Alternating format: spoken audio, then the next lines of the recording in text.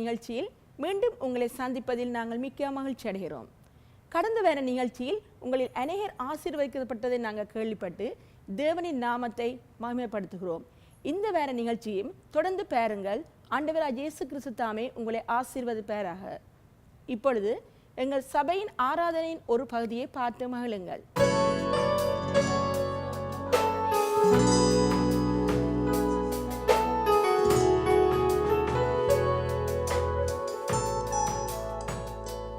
எல்லா நாமத்திற்கும் மேலான நாமம் இயேசுவின் நாமமே. எல்லா நாமத்திற்கும் மேலான நாமம் இயேசுவின் நாமமே. சாகல மூலம் அவருக்கு முன்பதாக உமக்கு முன்பாக முழங்கிடும் நாமமே. சாகல அவர் ஒருவரே ஆராதனைக்குரியவர். உமக்கு முன்பாக முழங்கிடும் நாமமே. புகழும் கனவும் ஸ்தோத்திரம் உமக்கன்றோ. புகழும் கனவும்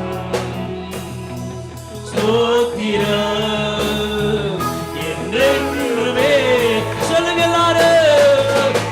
ஒருவரே பெரியவர். ஹல்லேலூயா. கனத்திற்கு பாத்திரரே.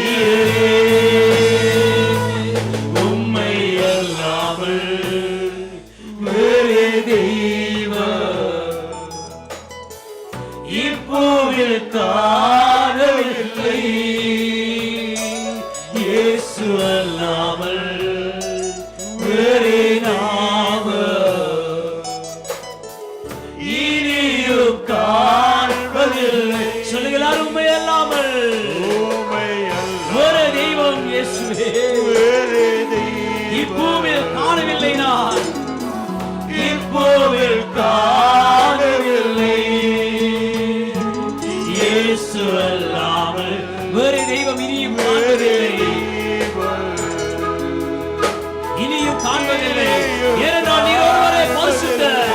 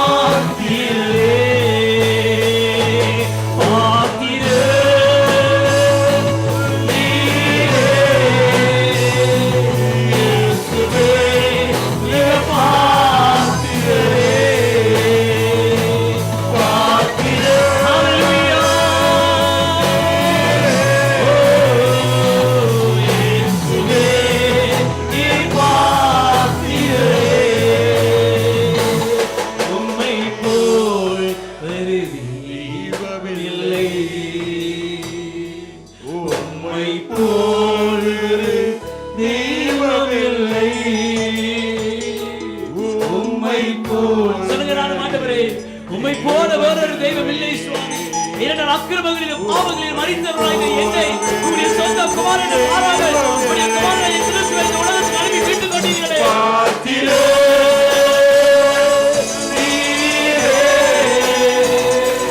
இயேசுவே நீ பாத்திரே. சொல்லுகிறாரே பாத்திரே.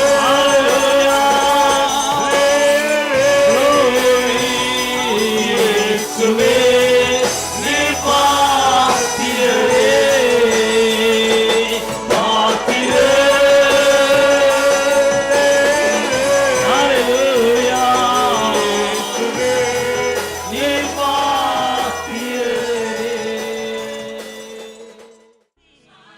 வாழ்வும் வளமும் மே மாதம் 28ஆம் தேதி சனிக்கிழமை மாலை 5:30 மணிக்கு 2721 மார்க்கமன் நேஸ்டினில் அமைந்துள்ள டொரண்டோ எழுப்புதல் சுவிசேஷ சபையில் நடைபெறும்.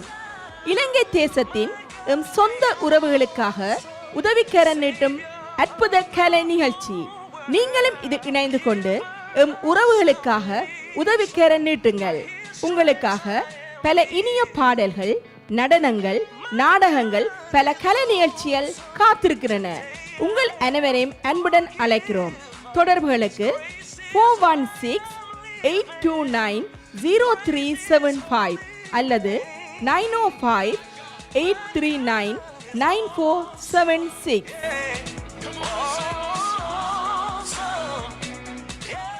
இப்பொழுது எங்கள் சபையின் தலைமை போதர் பிலிப் கிறிஸ் அவர்கள் தேவனின் வார்த்தையை உங்களுடன் பகிர்ந்து கொள்வார்கள்.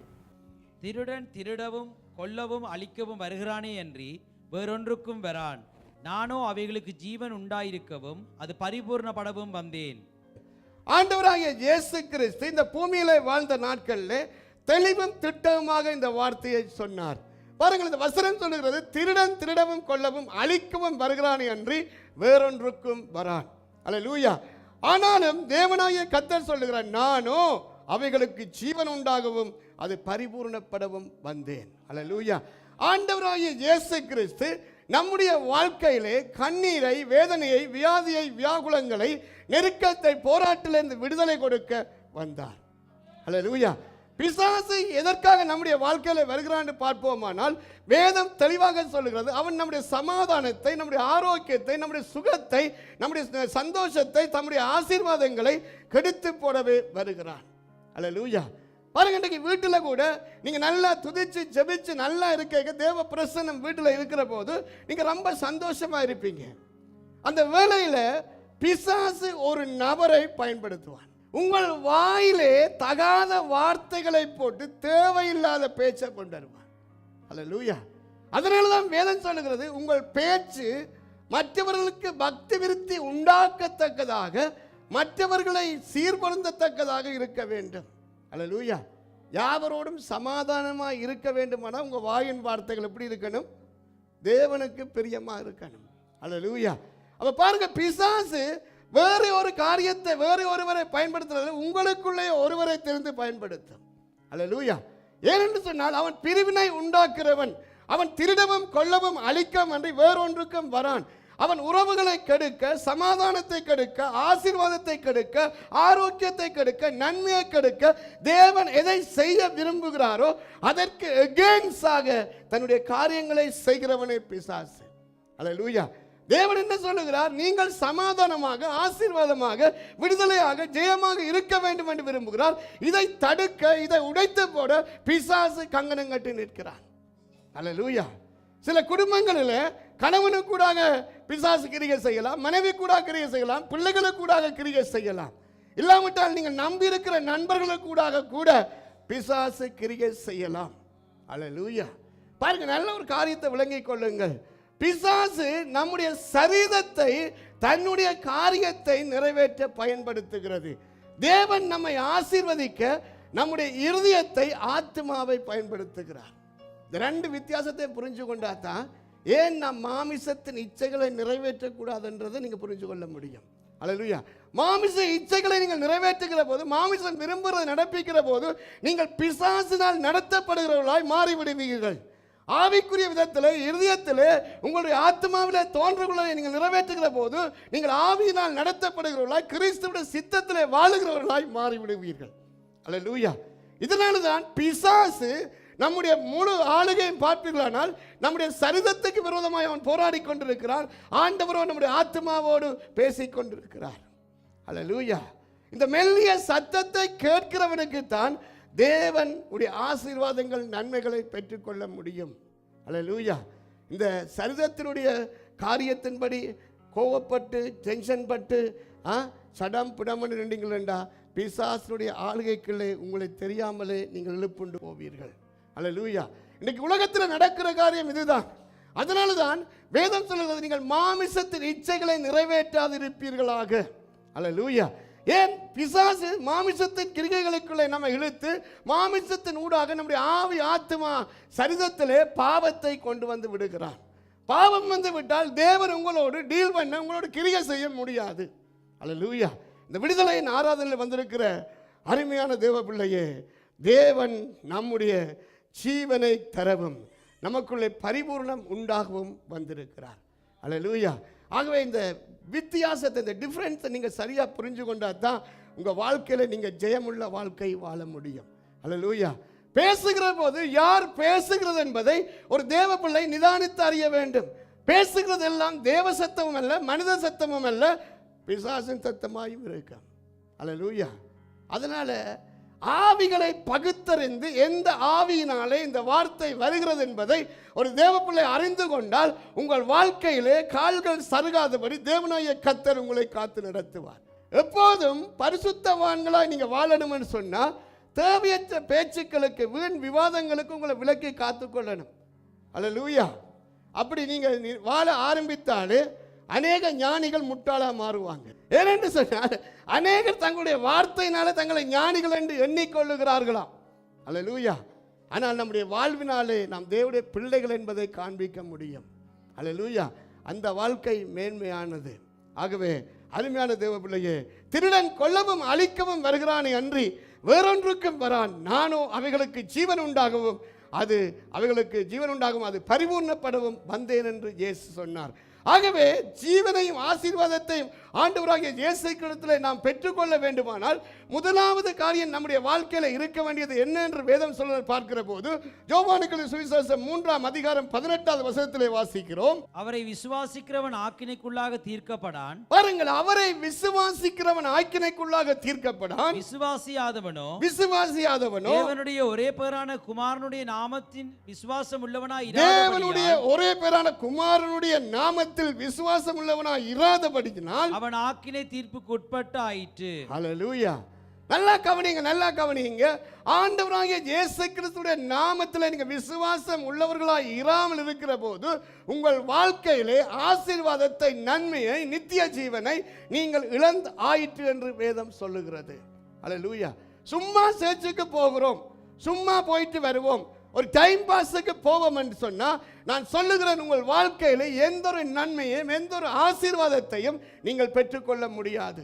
எபிரேயர்கள் நிருபம் 11:6 சொல்றது, விசுவாசம் இல்லாமல் தேவனுக்கு பிரியமா இருப்பது கூடாத காரியம். அல்லேலூயா. ஏன்? அவரை தேடுகிறவர்களுக்கு அவர் பலனளிக்கிறார் என்றும் தேவன் உண்டென்றும் அவரை தேடுகிற பலனளிக்கிறார் என்றும் விசுவாசிக்க வேண்டும். நம்முடைய விசுவாசம் எந்த அளவில் இருக்கிறதோ அந்த அளவிலே தேவனுடைய கிரியைகளை நீங்கள் பார்க்க முடியும். அல்லேலூயா. நம்முடைய வாழ்க்கையில தேவன் கிரியை செய்ய முடியாமல் இருக்கிறதுக்கு முக்கியமான காரணம் என்ன? நம்முடைய விசுவாசத்தின் அளவு. வேதம் சொல்லுகிறது, கடுகளுக்கு விசுவாசம் இருந்தால் இந்த மலையை பார்த்து பேர்ந்து நடு சமுத்திரத்தில் தள்ளுண்டு போம் என்று சொல்லி சொன்னபடி ஆகும் என்று நீ விசுவாசித்தால் அப்படியே ஆகும். அல்லேலூயா.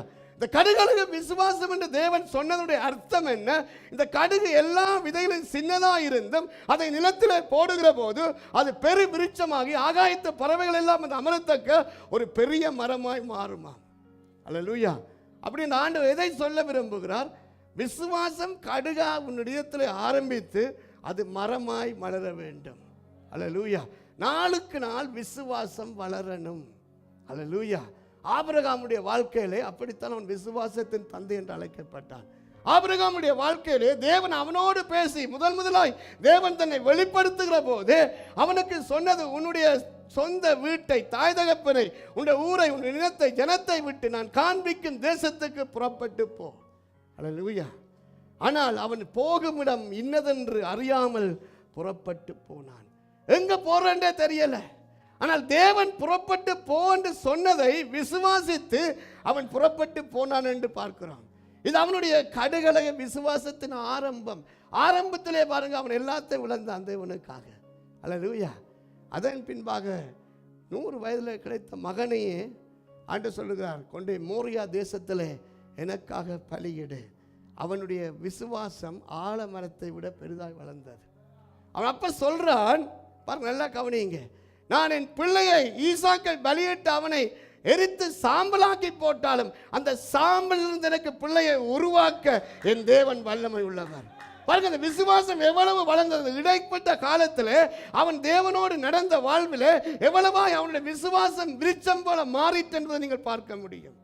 ஒன்னா நான் ஜெபம் பண்ண கர்த்தர் பேசினார், ஆபிரகாம் அழைத்தது போல உன்னை அழைத்தேன் ஜெபம் பண்றாயே.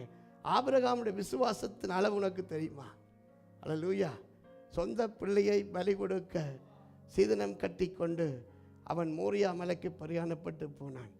இந்த விசுவாசம் உனக்குள்ளே இருக்கிறதா? விசுவாசத்தை பாருங்க. பிள்ளைக்கு காய்ச்சல், சேர்ச்சுக்கு கொண்டா. நாம சொல்ற உடனே என்ன, என்ற பிள்ளைக்கு காய்ச்சல், அவர் சேர்ச்சுக்கு கொண்டுட்டான். ஏதோ என்ன பாதாளத்துக்கு கொண்டு வான்னு சொன்ன மாதிரி. அல்லேலூயா. நம்முடைய விசுவாசம் எப்படி இருக்கிறது? நாளுக்கு நாள் நம்முடைய விசுவாசம் விருத்தி அடைய வேண்டும், வளர வேண்டும். அல்லேலூயா. அதனால தான் ஆண்டவராகிய இயேசு கிறிஸ்து அங்கே மார்த்தாளை பார்த்து சொல்லுகிறார், நீ விசுவாசித்தால் தேவனுடைய மகிமையை காண்பாய். அல்லேலூயா. நல்லா கவனியுங்க. இந்த விசுவாசம் என்பது எப்படி வருகிறது? கேள்வி என்ன? தேவனுடைய வார்த்தையை நீங்கள் அனுதினமும் தியானிக்க கேட்கத்தான் விசுவாசம் வரும். அல்லேலூயா. ஒரு 100க்கு அதிபதி ஒரு முறை இயேசுவிடத்தில் வந்து சொல்லுகிறான், என்னுடைய வேலைக்காரன் திமிர்வாதத்தினாலே அங்கே வியாகுலப்படுகிறான், வருத்தப்படுகிறான். ஆண்டவர் சொல்லுகிறார், நான் வந்து உன்னுடைய வீட்டில் அவனை குணமாக்குவேன். அவன் உடனே சொல்றான், நீர் வர தேவையில்லை, நீர் ஒரு வார்த்தை சொல்லும். அவன் சொல்றான், ரொம்ப ஆச்சரியம். காலையில் நான் தியானிக்க எனக்கு ரொம்ப ஒரு எக்ஸைட்டிங்காக இருந்தது. அவன் சொல்றான், நான் ஒரு தடவை வாண்டா வர்றான், ஒரு தடவை போண்டா போகிறான், இதை செய்யண்டா செய்கிறான். எனக்கே இந்த அதிகாரம் இருக்கேக்கில்ல, உமக்கு எவ்வளவு அதிகாரம் இருக்கும்? அப்ப நீர் வர வேண்டியதில்லை, நீர் சொல்லும், அவன் இப்போதே சொஸ்தமாவான். அப்பத்தான் இயேசுப்பா சொல்றார், இப்படிப்பட்ட விசுவாசத்தை இஷ்டவர்களுக்கு நான் காணேன். இந்த விசுவாசத்தினுடைய வளர்ச்சி நல்லா கவனிங்க. இந்த விசுவாசம் நமக்குள்ள வளர்றதுக்கு நாம சில பிராக்டிஸ், சில அபியாசங்களை செய்யணும். சில பேர் நினைக்கிற சீசும்பா, அல்லேலூயா, இது மஜிக் இல்லை. பாருங்க, விசுவாசத்தினால தான் நீதிமான் பிழைப்பான். நீ விசுவாசித்து உள்ளத்தில் பேசுகிறதை தேவன் செய்வார். அல்லேலூயா. இப்போ பாருங்க, நீங்க நினைப்பீங்க எப்படி கட்டி மறைது, எப்படி பிசாசு வருதுண்டா, இயேசுவின் நாமத்தில் போகண்டா போகும். அல்லேலூயா. எந்த ஜாதி பிசாசும் போகும். அல்லேலூயா. அப்ப நமக்கு இன்றைக்கு பாருங்க, இயேசு கிறிஸ்து தன்னுடைய சீசரை பார்த்து சொன்னார். ஒரு இடத்துல அவங்க ஒரு இதை கொண்டு வராங்க. தகப்பன் சொல்றான், உங்களுடைய சீசரால் ஆகாம கூடாம போச்சு, கிளைக்கலாம் போச்சு. அப்ப ஆண்டவர் சொல்றார், அற்ப விசுவாசிகளை, எவ்வளவு காலத்து உங்களோட கூட நான் இருப்பேன் என்று சொல்றார். இந்த ஜாதி பிசாசு உபவாசத்தினாலும் ஜெபத்தினாலும் போதுண்டா. நீ உபவாசிச்சு ஜெபிக்கிறதுனால பிசாசு போறையில, நீ உபவாசிச்சு ஜெபம் பண்றதுனால உன்னுடைய அவவிசுவாசம் போகும். அல்லேலூயா. உன்னுடைய அவவிசுவாசம் போனா தான் பிசாசு போகும். நீ நினைக்க கூட உன்னுடைய உபவாசத்திலும் ஜெபத்திலும் பிசாசு. நோ, நீ உபவாசம் ஜெபம் பண்ண நடக்கும், உன்னுடைய அவவிசுவாசம் நீங்கும். அல்லேலூயா.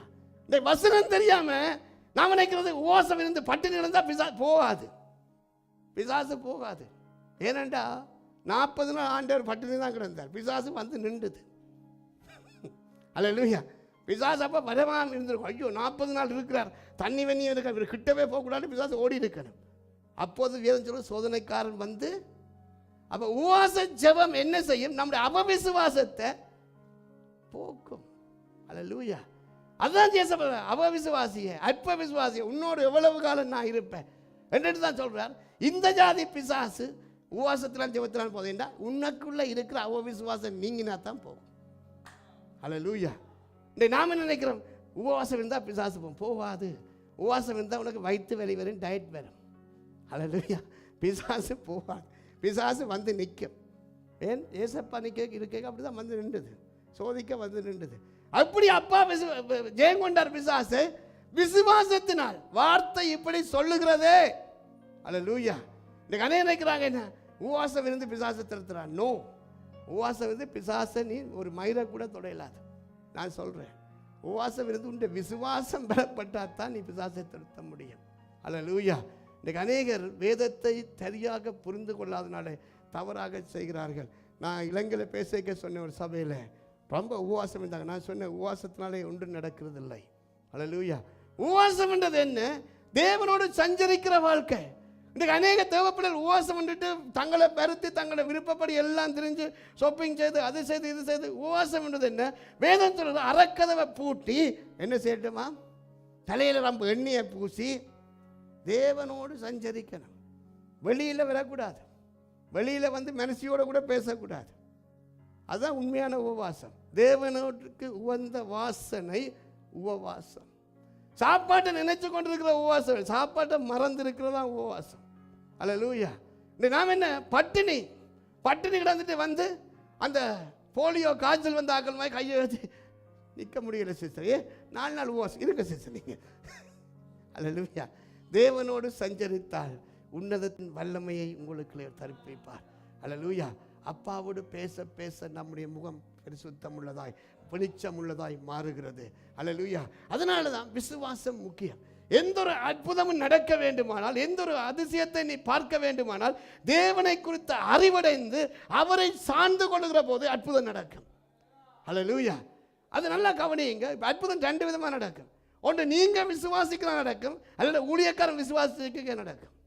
அல்லேலூயா.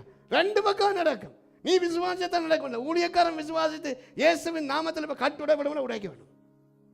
2 பக்கம் இருக்கு விசுவாசம். அல்லேலூயா. சில பேர் சொல்லுவோம், நீங்கள் விசுவாசிகள் நடக்கும், விருங்காசியங்கள் நடக்கும். நான் சொல்லுவேன், நான் விசுவாசம் நடக்கும். அல்லேலூயா. ஏன் என்னுடைய அப்பன் வல்லமை உள்ளவர், அவர் அதிகாரம் உள்ளவர், அவர் ஆளுகை உள்ளவர். அவை அருமையான தேவ பிள்ளையே, முதலாவது நம்முடைய வாழ்க்கையில் ஆண்டோடைய ஆசீர்வாதத்தை நன்மையை பெற்றுக்கொள்ள வேண்டுமானால் தேவனை குறித்து ஒரு விசுவாசம் இருக்கணும். அல்லேலூயா. அவர் அண்ட சராசரத்தை படைத்தவர், அவர் நம்மை உருவாக்குற. நல்லா கவனியுங்க, நம்முடைய வாழ்க்கையை அவர் தன்னுடைய கரத்தில் வைத்திருக்கிறார். இன்றைக்கு அநேகருக்கு விளங்குதில்லை. இன்றைக்கு என்ன நினைக்கிறாங்க, நாம தான் எல்லாத்தையும் ஆண்டு கொள்கிறோம், நாம தான் எல்லாத்தையும் நடப்பிக்கிறோம். நோ. நான் இலங்கையில் கூட அந்த காரியத்தை குறித்து சில பாஸ்டர்ஸோடு பேசினேன், பாஸ்டர்ஸ் மீட்டிங்கில் பேசினேன். அவர் நம்மை நடத்துகிறதுனால, அவர் ஆளுகை செய்கிறதுனால, அவருடைய கருத்தின் கிரியைகளாய் நாம் இருக்கிறோமே ஒழிய நம்மிடத்தில் ஒன்றுமில்லை. அல்லேலூயா. இதை ஒவ்வொரு தேவ பிள்ளையும் அறிந்து கொண்டால், புரிந்து கொண்டால், உங்கள் வாழ்க்கையில் தடுமாற்றங்கள், திண்டாட்டங்கள், ஒரு குழப்பமும் வராது. அல்லேலூயா. அவர் தான் நம்ம நடத்துகிறார், அவர் தான் நம்மை ஆசீர்வதிக்கிறார். கிறிஸ்துவனுடைய ஆசீர்வாதம் தான் நம்முடைய வாழ்க்கையில் ஐஸ்வர்யத்தை கொண்டு வருவதை ஒழிய நம்முடைய முயற்சியோ நம்முடைய திறமையோ அல்ல. நம்முடைய வழிகள் கர்த்தருக்கு பிரியமாக இருந்தால் அவர் எல்லாவற்றையும் வாய்க்க பண்ணுவார். அல்லேலூயா. உங்கள் வாழ்க்கை தேவனுக்கு பிரியமாக இருக்கணும். உங்கள் வாழ்க்கை தேவனுக்கு பிரியமாக இருக்கணும்னா நீங்கள் ஆராதிக்கிற தேவன் எப்படிப்பட்ட அறிவு உங்களுக்குள்ளே இருக்கணும். அந்த அறிவு உங்களுக்குள்ளே இருந்து விட்டால் உங்கள் வாழ்க்கை அவர் மேலே விசுவாசம் உள்ளதாக இருக்கணும். அல்லேலூயா. அப்படி நீங்கள் வாழ்ந்து பாருங்க, அப்பா உங்களை உயர்த்தி கொண்டே போவார். எல்லா இடங்களிலும் தேவன் தன்னுடைய நாமத்தை மகிமைப்படுத்த உங்களை ஒரு பாத்திரமாய் பயன்படுத்துவார். அல்லேலூயா. அதிகாரிகள் கண்களிலே உங்களுக்கு கிருபை உண்டு பண்ணுவார், உங்களுக்கு ஆரோக்கியமும் சுகமும் வர பண்ணுவார். அல்லேலூயா. உங்களை உச்சிமையான கோதுமையினால் போஷிப்பார், யாக்கோபின் சுதந்திரத்தினால் உங்களை அலங்கரிப்பார். அல்லேலூயா. பூமியின் உயர்ந்த இடங்களிலே உட்கார பண்ணுவார். அல்லேலூயா. இது என்னுடைய வாய் சொல்லலை, கர்த்தருடைய வாயை சொல்லிட்டு வேதம் சொல்லுகிறது. அல்லேலூயா. அருமையான தேவ பிள்ளையே, விசுவாசத்தில் பலப்படு. அக்கம் பக்கம் பார்த்து உள்ள விசுவாசத்தை விட்டுறாதே. அவர் தான் நம்ம நடத்துகிறவர், அவர் தான் நம்மை ஆளுகை செய்கிறவர், அவர் தான் எவ்விடத்தில் நம்மை வெற்றி சிறக்க பண்ணுகிறவர். வாழ்வும் வளமும் மே மாதம் 28ஆம் தேதி சனிக்கிழமை மாலை 5:30 மணிக்கு 2721 மார்க்கமன் நேஸ்டினில் அமைந்துள்ள டொரண்டோ எழுப்புதல் சுவிசேஷ சபையில் நடைபெறும். இலங்கை தேசத்தின் எம் சொந்த உறவுகளுக்காக உதவிக்கரம் நீட்டும் அற்புத கலை நிகழ்ச்சி. நீங்களும் இதில் இணைந்து கொண்டு எம் உறவுகளுக்காக உதவிக்கரம் நீட்டுங்கள். உங்களுக்காக பல இனிய பாடல்கள், நடனங்கள், நாடகங்கள், பல கலை நிகழ்ச்சிகள் காத்திருக்கிறன. உங்கள் அனைவரையும் அன்புடன் அழைக்கிறோம். தொடர்புகளுக்கு 416-829-0375 அல்லது 905-839-9476.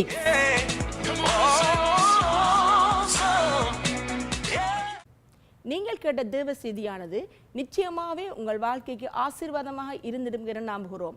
ஆண்டவராக இயேசு கிறிஸ்துவை பற்றியும் அவரின் அன்பையும் நீங்கள் விடுதலையும் பெற்றுக்கொள்ள எங்களுடன் தொடர்பு கொள்ளுங்கள். அது மாத்திரமல்ல, உங்கள் வாழ்க்கையில் ஏதாவது ஜெப தேவைகள் இருந்தால் நீங்கள் எங்களுக்கு தெரியப்படுத்துங்கள். எங்கள் ஜெப குழுவானது உங்களுக்காக ஜெபிப்பதற்கு ஆயத்தமாக இருக்கிறார்கள். நீங்கள் தொடர்பு கொள்ள முகவரி டொரண்டோ எழுப்புதல் சுவிசேஷ சபை. உங்கள் வாழ்வில் விடுதலையையும் தேவ ஆசீர்வாதங்களையும் தேவ சமாதானத்தையும் பெற்றுக்கொள்ள உங்களை அன்புடன் அழைக்கிறோம். உங்கள் வாழ்வில் நெருக்கமா, போராட்டமா, வியாதியா, கண்ணீரா, உங்களுக்கு விசேட ஜெபங்கள் ஏறெடுக்கப்படும். உங்கள் தொடர்புகளுக்கு டொரண்டோ எழுப்புதல் சுவிசேஷ சபை 2721 மார்க்கன் ரோட், யூனிட் 90. தொலைபேசி இலக்கங்கள் 416-829-0375 or 905-839-9476. எங்கள் ஆராதனை நேரங்கள் பிரதி ஞாயிற்றுக்கிழமைகள் தோறும் காலை 10 மணிக்கு துதி ஆராதனையும் மாலை 5:30 மணிக்கு விடுதலை ஆராதனை நடைபெறும். ஒவ்வொரு வியாழக்கிழமைகளிலும் மாலை 7 மணிக்கு சுகமளிக்கும் ஆராதனை நடைபெறும். உங்கள் அனைவரையும் அன்புடன் அழைக்கிறோம். நீங்கள் வந்து தேவனுடைய ஆசீர்வாதத்தையும் தெய்வீக சுகத்தையும் பெற்றுச் செல்லுங்கள். மீண்டும் எதிர்வரும் சனிக்கிழமை காலை 9 மணிக்கு உங்கள் விடுதலை நிகழ்ச்சியில் உங்களை சந்திப்போம். கர்த்தர் தாமே உங்களை ஆசீர்வதிப்பாராக. ஆமென்.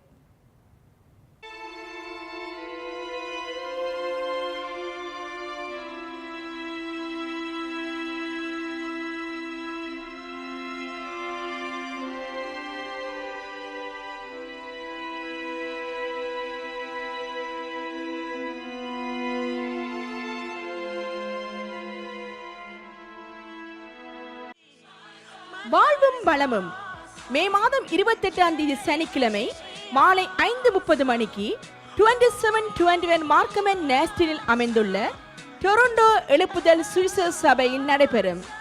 இலங்கை தேசத்தின் எம் சொந்த உறவுகளுக்காக உதவிக்கரம் நீட்டும் அற்புத கலை நிகழ்ச்சி. நீங்களும் இதில் இணைந்து கொண்டு எம் உறவுகளுக்காக உதவிக்கரம் நீட்டுங்கள். உங்களுக்காக பல இனிய பாடல்கள், நடனங்கள், நாடகங்கள், பல கலை நிகழ்ச்சிகள் காத்திருக்கிறன. உங்கள் அனைவரையும் அன்புடன் அழைக்கிறோம். தொடர்புகளுக்கு 416-829-0375 அல்லது 905-839-9476.